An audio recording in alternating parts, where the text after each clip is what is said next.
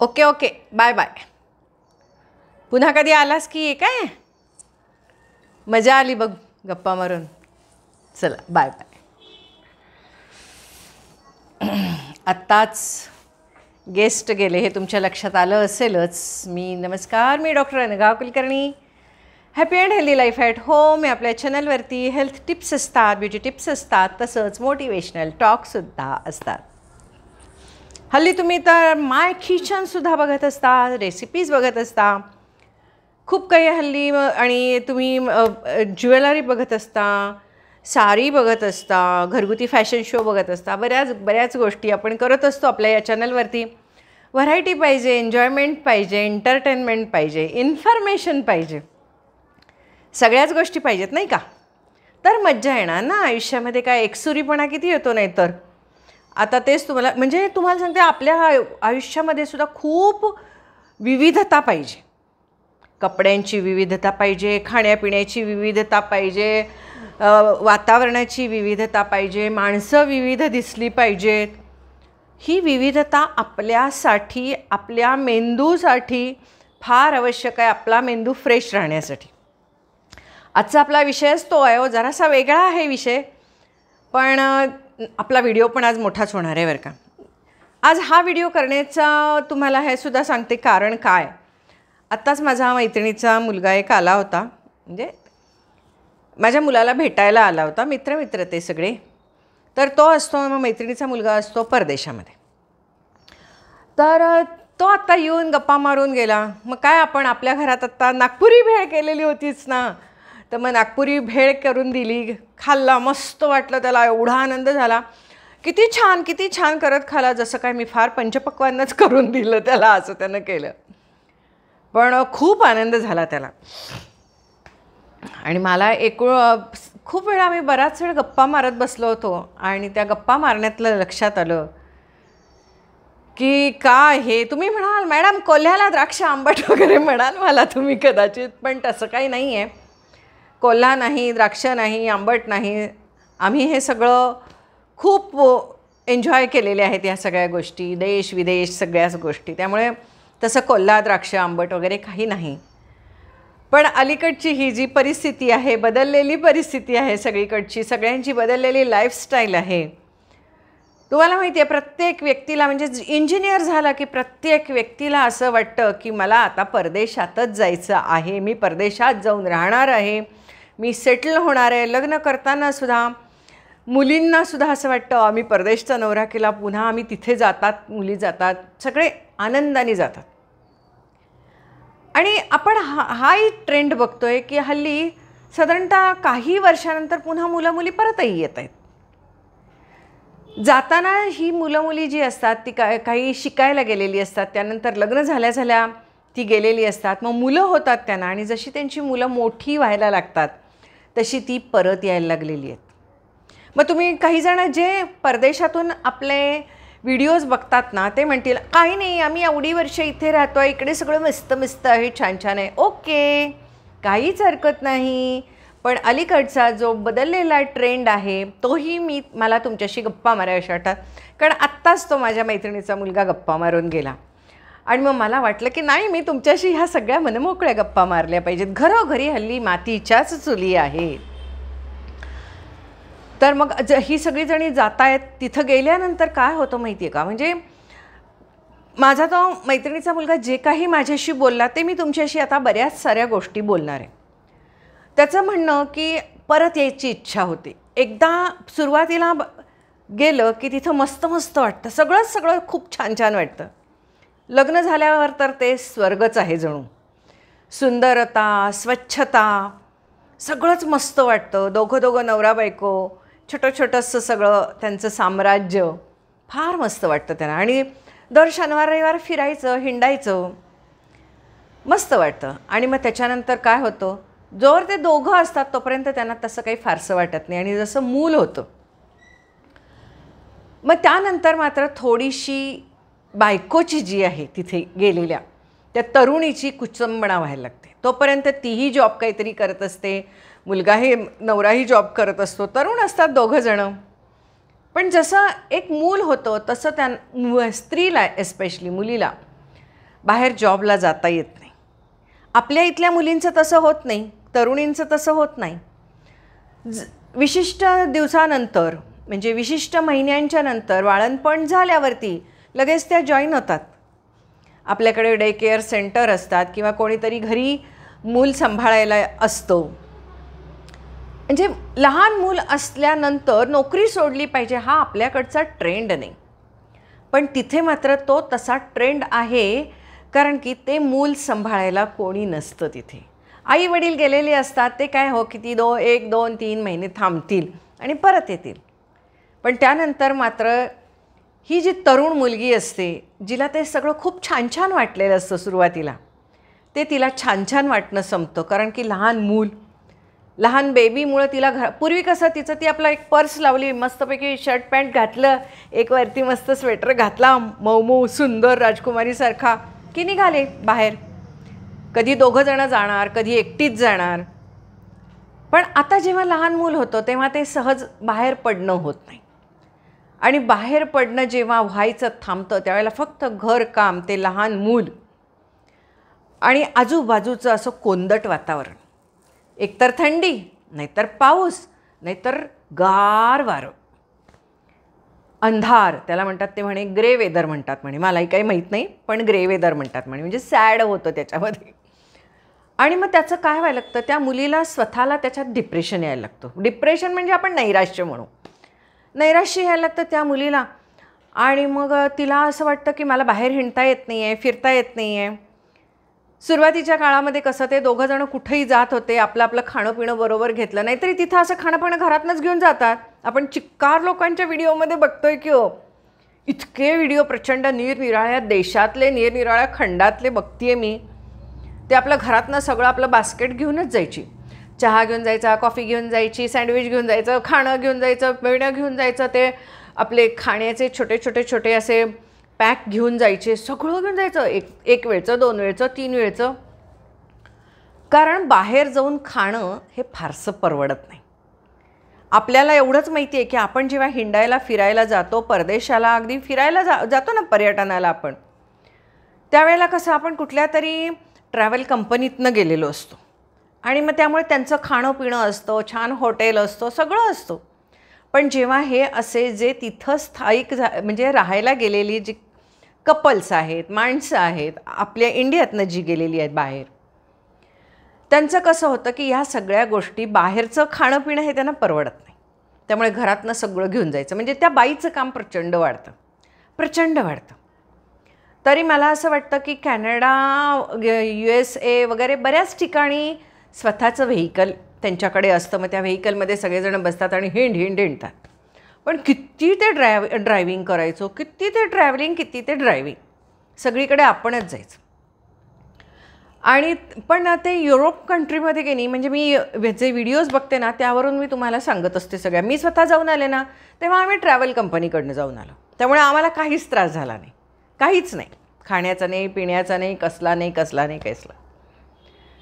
पण मी हे जेव्हा व्हिडिओ बघते किंवा मला आत्ताचं असं आत्ता मी म्हटलं ज्यांच्याशी अशी मी बोलते, त्यांचं ऐकल्यावरती असं लक्षात येतं की युरोपमध्ये जरासे जे पब्लिक हे आहे, पब्लिक व्हेइकल्स जे आहेत त्या आहेत, तेच कॅनडा USA नाही आहे.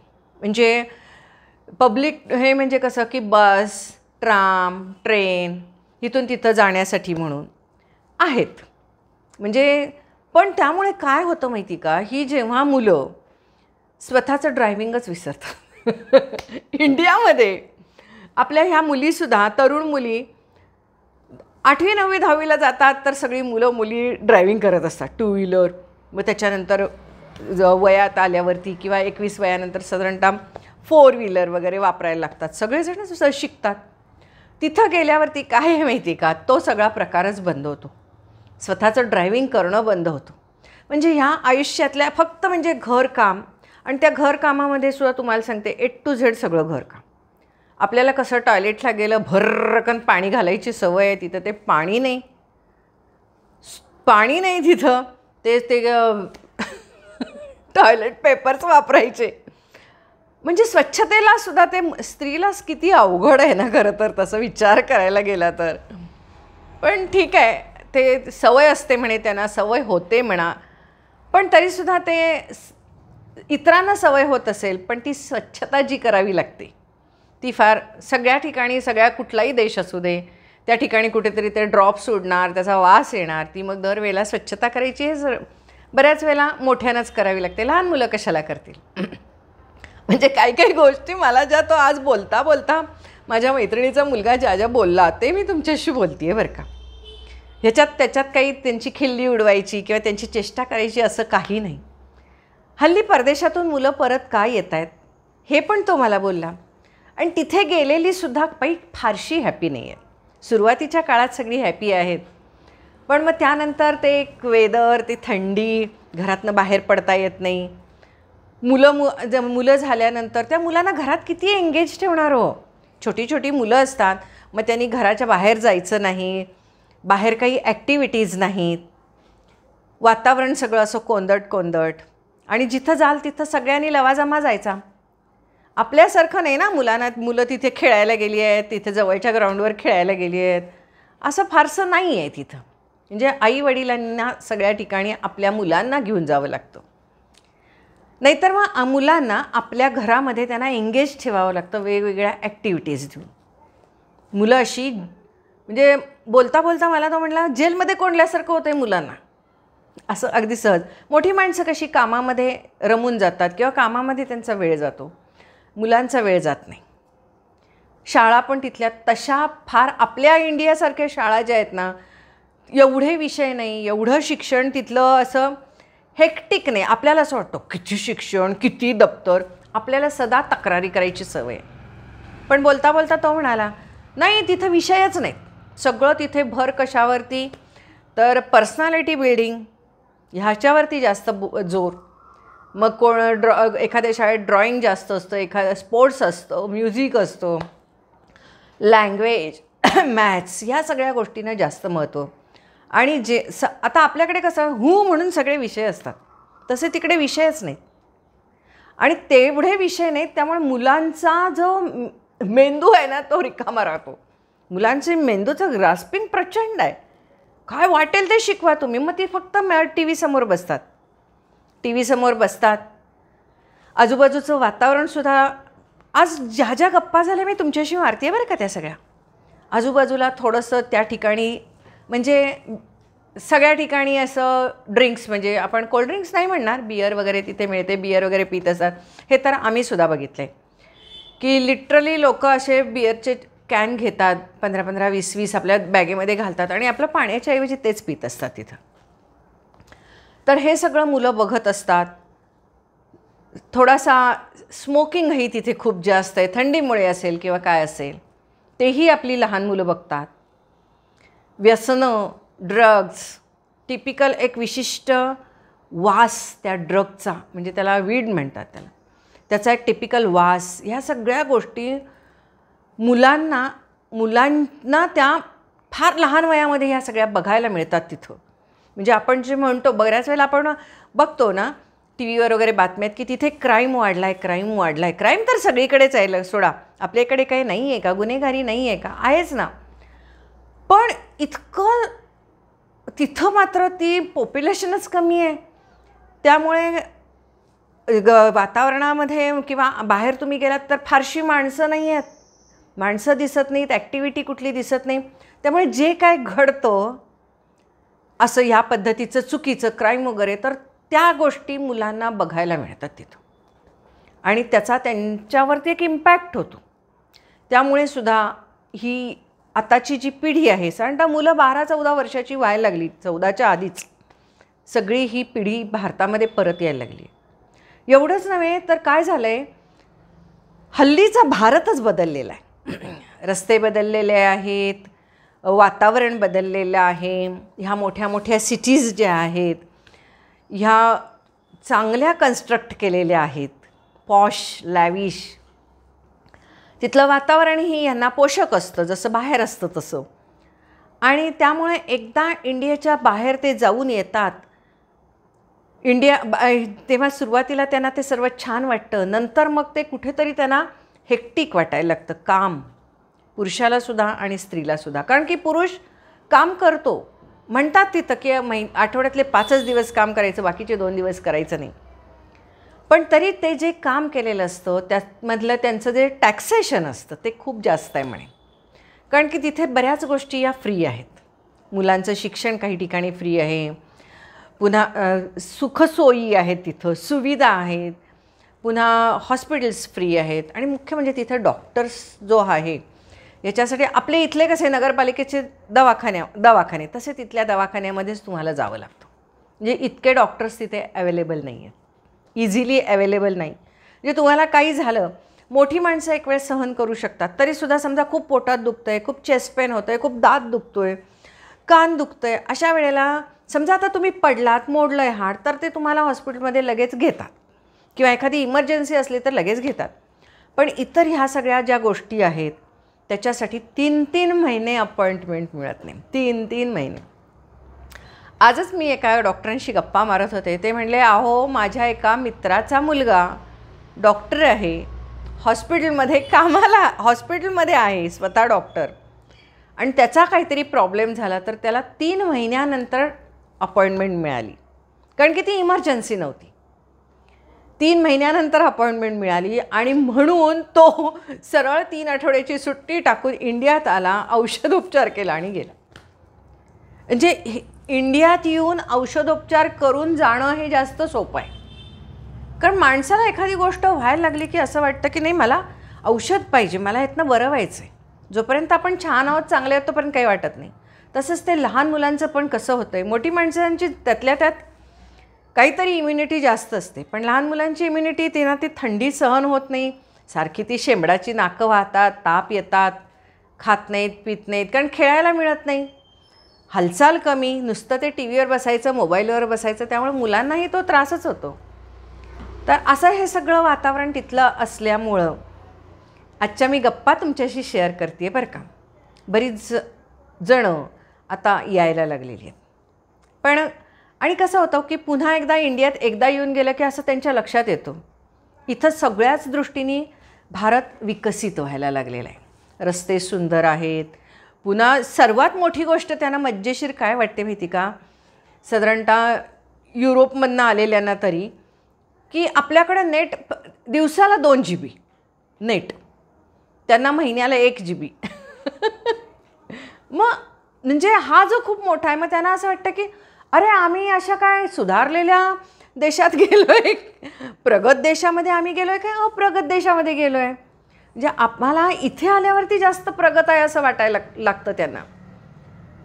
आणि जे त्यांना इथून जाताना पोल्युशन वाटलेलं असतं, पॉप्युलेशन खूप जास्त आहे वाटलेलं असतं, म्हणजे लोकसंख्या खूप जास्त आहे वगैरे, ते इथं आल्यानंतर त्यांना त्या लोकसंख्येला बघून एवढा प्रचंड त्यांना आनंद होतो, माणसं बघून, की त्यांना ती लोकसंख्या खूप जास्त आहे हे तसं वाटत नाही.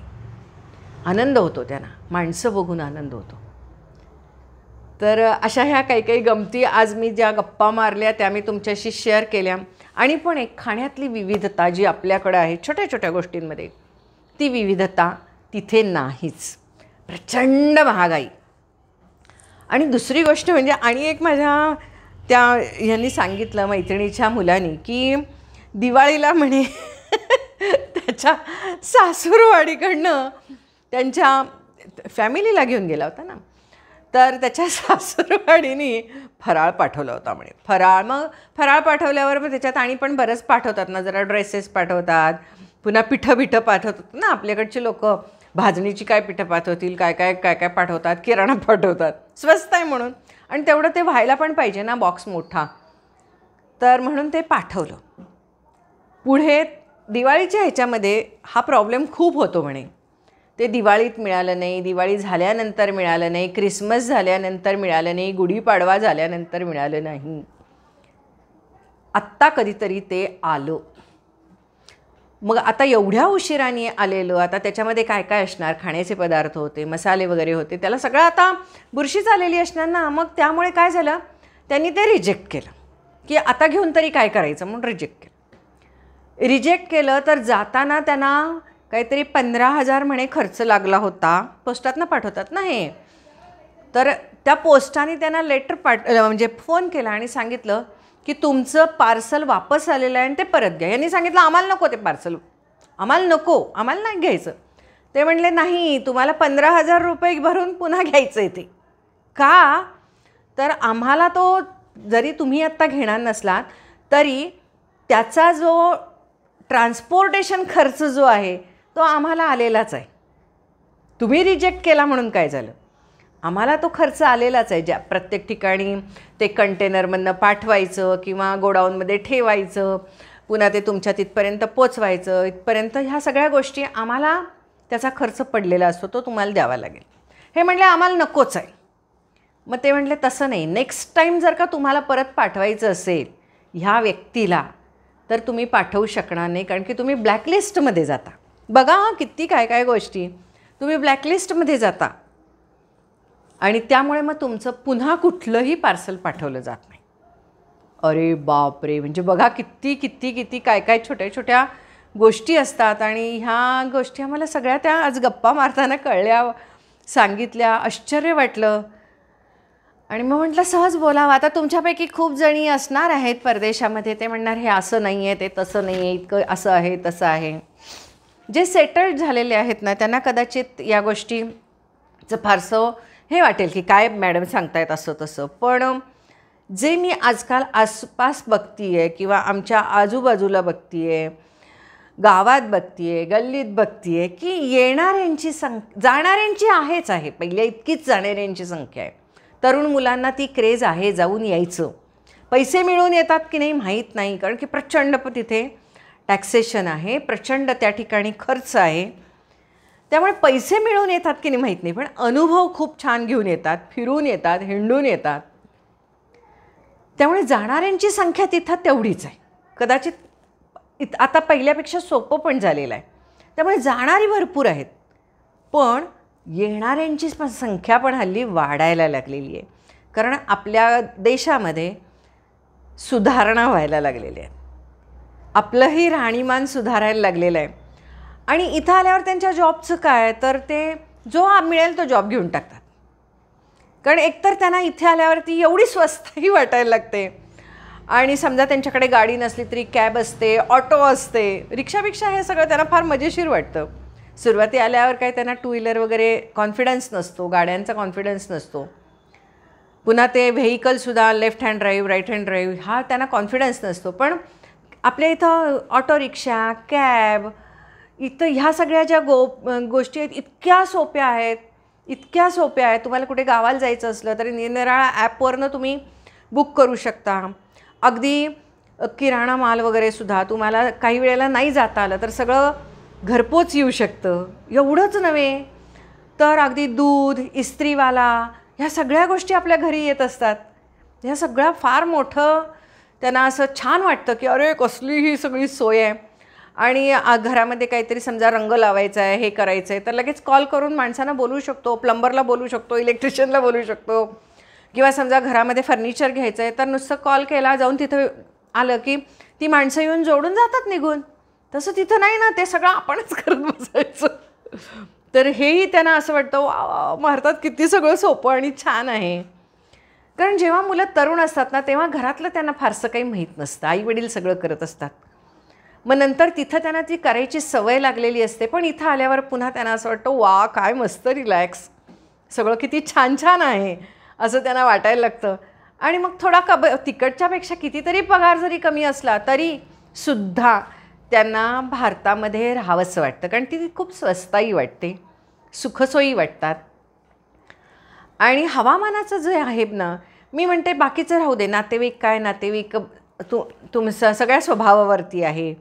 फंक्शन्स म्हणा, फंक्शन्ससुद्धा आपल्या इथं खूप जास्त आहेत, व्हरायटी आहे, आनंदाच्या गोष्टी खूप साऱ्या आहेत. पण हे सुद्धा मी म्हणजे प्रत्येकाचं जे या ठिकाणी आल्यानंतर खाण्यापिण्याची रेलचेल, राहणीमान जे आहे ते राहणीमानही सुंदर, छान आणि हेल्पिंग हँड. की तुमच्याकडे जरा थोडा पैसा असेल तर प्रत्येकाला घरात तुम्ही माणूस लावू शकता. किंवा वस्तूसुद्धा तुम्ही घरातनं बाहेर पडला की हल्ली सगळीकडे दुकानं असतात. जे सगळ्या ज्या गोष्टी आहेत त्या विदिन रीच असतात आणि त्या सगळ्या तुम्ही एन्जॉय करू शकता. आणि हे फॅमिली जेव्हा त्यांची वाढते आणि परत जेव्हा येतात ते एकदा कुठल्या तरी कार्यक्रमाच्या निमित्ताने किंवा काही, तेव्हा त्यांना असं वाटायला लागतं की हा आपला जो देश आहे तो फार बेटर आहे, फार चांगला आहे, आपण इथंच राहूया का, असा कुठंतरी प्लॅन व्हायला लागतो. येतातही परत. आज अशा बऱ्याच गप्पा झाल्या, पण जेव्हा परत येतात तेव्हा सुरुवातीला थोडंसं त्यांना असं हे होतं की लोक काय म्हणतील लोक काय म्हणतील. लोक काय म्हणत नसतात, पण त्यांना वाटत असतील लोक काय म्हणतील. कार्यक्रमामध्ये सुद्धा काही काही वेळेला असं होतं की एखादं कपल आलेलं असतं, एखादी फॅमिली आलेली असते परत, आणि आपण पटकन विचारतो काय कधी आला आहे गावाहून, तर ते म्हणतात नाही आत्ताच आलो आहे. हां, मग आधी कधी जाणार. मग त्यातल्या दोघांच्यापैकी एक पटकन बोलून जातं, एक लपवायच्या ह्याच्यात असतं की, मग दुसरं म्हणतात नाही आम्ही आता इंडियात परत आलो आहे. हां, परत आला आहे. हो. मग त्यांना असं वाटतं की आम्ही काय कुचेष्टनीच बोललो काय असं, किंवा त्यांनाच असं वाटतं अपमानास्पद सांगताना. सुरुवातीला कोणी कुणाला काही वाटत नसतं, प्रत्येकजण आपापल्या घरात राहणार असतात, पण त्यांना तो एक इन्फिरियर कॉम्प्लेक्स आलेला असतो की आपण परत आलेलो आहोत, पण तसं काही नसतं. तर अशा ह्या खूप साऱ्या गमती जमती अलीकडे बघायला मिळालेली आहेत. जाणारे जाणारच, त्यांना काही डिमोटिवेट करायचं नाही. जाणाऱ्यांना म्हणावं जावा जावा, छान आहे छान आहे, अनुभव घेऊन येऊ देत ना. अहो, केल्याने देशात टन, तुमच्या व्यक्तिमत्वाचा विकास होतो, माणूस घडतो. तर त्यामुळे त्यांनी म्हणजे बाहेर देशी गेलं पाहिजे, तिथलं सगळं वातावरण बघितलं पाहिजे, सगळे अनुभव घेतले पाहिजेत, आणि मग त्यानंतर जेव्हा यावंसं वाटतं तेव्हा त्यांनी यावंसुद्धा, काहीच नाही, प्रश्नच नाही. कारण मुलांच्या भवितव्यासाठी आपला भारत देश तसा खूपच चांगला आहे सगळ्याच दृष्टीने. सेफही आहे. पुन्हा आपल्या इथे जरी मेट्रो सिटी असलं तरी एवढी व्यसनं लहान मुलं इतकी काही करत नाहीत शाळांमधनं, जे बाहेरच्या देशांमध्ये असतं, आणि त्यांना तिथं व्यसन म्हणत नाहीत.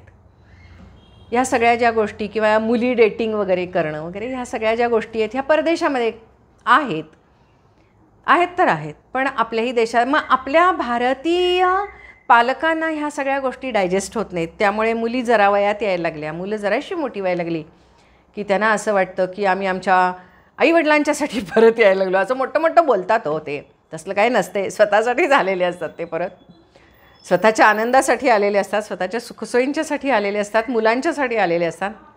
पण एक लेबल देतात, आम्ही नातेवाईकांच्यासाठी परत आलो आहे, आम्ही आमच्या आईवडिलांच्यासाठी परत आलो आहे असं म्हणतात. पण तसं काही नसतं. कारण 10-10 वर्ष ज्यांना आईवडील आठवलेले पण नसतात, त्यांना अचानक आईवडिलांची आठवण यायला लागते. मजा. आणि मी आजच एक व्हिडिओ बघितला यूट्यूबवरचा. मी त्या व्हिडिओला गेले 5-6 वर्ष बघते आहे. त्यांनी कधीही उच्चार केला नव्हता, पण आज मात्र आम्हाला आमच्या आईवडिलांची फार आठवण येते म्हणून आम्ही परत येत आहोत, हे वाक्य म्हटलं. आणि मला अगदी तुम्हाला सांगावंसं वाटलं की हे, आणि म्हणून मला असं वाटलं की आज मी तुमच्याशी गप्पा मारल्या पाहिजेत. हसत खेळत या आपल्या गप्पा आहेत. कुणाला आपल्याला डिमोटिवेट करायचं नाही आहे, कुणाचा आपल्याला अपमान करायचा नाही आहे, किंवा आमच्यासाठी कोल्ह्याला द्राक्ष आंबटसुद्धा नाही आहेत. जी परिस्थिती आहे ती बघायची, उघड्या डोळ्यांनी बघायची, एन्जॉय करायची. पण एवढं मात्र खरं की काही वेळेला असंसुद्धा होऊ शकतं, हे जेव्हा परदेशात जातात त्यावेळेला आजकालच्या मुलींना कामाचीसुद्धा तेवढी सवय नाही आहे, त्याचाही त्यांना खूप जास्त त्रास होतो त्यामुळे कामाचा. माझ्या तर एक मैत्रिणीची मुलगी आहे, 12-15 वर्षापूर्वीची गोष्ट सांगते तुम्हाला. ती जाऊन आली, एक मूल झालं तिला, अमेरिकेतच झालं. आणि त्याच्यानंतर जी इंडियात आली, तिनं नवऱ्याला सांगितलं मी काय येणार नाही, मी येणार नाही म्हणली. मस्तपैकी ती छानपैकी पुण्यामध्ये मोठा फ्लॅट घेऊन मस्त राहिली. तिचा मुलगा आता अमेरिकेला गेला, पण ती काय गेली नाही. मग नवरा म्हणायचा की वर्षातनं एकदा तरी ये, ती म्हणायची तुम्हीच या, मी काय तिथं येऊन सगळं करावं लागतं आपलं आपण, मी काही येणार नाही असं म्हणायची ती. आणि आम्हाला तेव्हा असं वाटायचं ही अशी कशी काय, नवरा एवढा अमेरिकेमध्ये आहे आणि हिला जायला काय होतं आहे.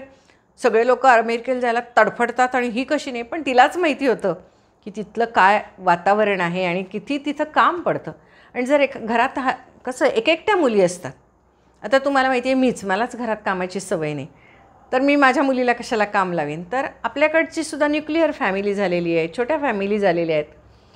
तर त्यामुळे मग त्यांनाही कामाची सवय नसते मुलींना, आणि तिथं जाऊन सगळी कामं करायची हे त्यांना काही झेपत नाही. मग काय होतं, मग त्याच्यामध्ये मग नवरा बायकोंची सुद्धा भांडणं सुरू होतात, म्हणजे क्लॅशेस होतात ना, संघर्ष होतात. याही गोष्टी खूप ठिकाणी मी बघायला लागलेली आहे. पण ह्या नॉर्मल गोष्टी आहेत, त्यांना वेळ द्यायला पाहिजे त्यांना सेटल व्हायला. तर ठीक आहे, अशीच आपण मजा मजा करत असतो, ह्या गप्पा मारत असतो आपल्या ह्या चॅनलवरून. हे इन्फॉर्मेशन असतं, हे मोटिवेशन असतं, हे इन्स्पिरेशन असतं. आणि तुम्ही सगळ्यांनी खूप छान कमेंट करत असता, मला त्या आवडतात. नवीन नवीन विषयही तुम्हीच सुचवता, त्याबद्दल धन्यवाद. मस्त मस्त वाटतं आहे मला तुमच्याशी गप्पा मारून. बाय.